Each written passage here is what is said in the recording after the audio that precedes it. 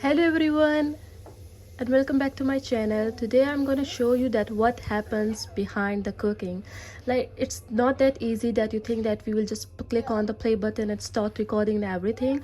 It requires a lot of efforts in removing the grease, the mess and everything. So what I do is that I use this all-purpose cleaner. It's just a normal cleaner for cleaning the floor, but I just use this for cleaning my stove as well. And once I'm done with all this, I just give it a shine while using this window and glass cleaner.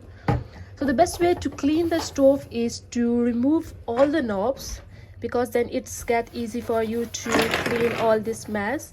And the other thing that I do is that I remove all these stove parts so that I can clean it very well. So stay tuned with me. I will just clean it and then we'll show you that what it looks like after it's done cleaning. Ta-da! You can now see like how nice it's looking, nice, clean and shiny. So now our knobs are also clean. We are going to put it back together.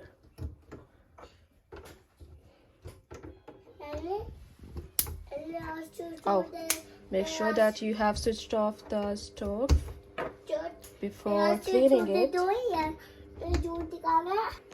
One of the hacks that I'm gonna share with you is that if you don't like cleaning your stove all over again, so you can use that the aluminum foil as well to set it as a base. So let me show you how to use it. So just open the aluminum foil according to the length of your stove, and we are just going to cut it from here. So our stove is ready.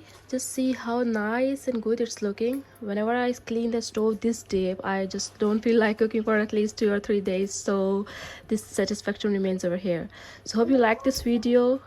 Please do not forget to like, share and subscribe. Take care. Bye bye.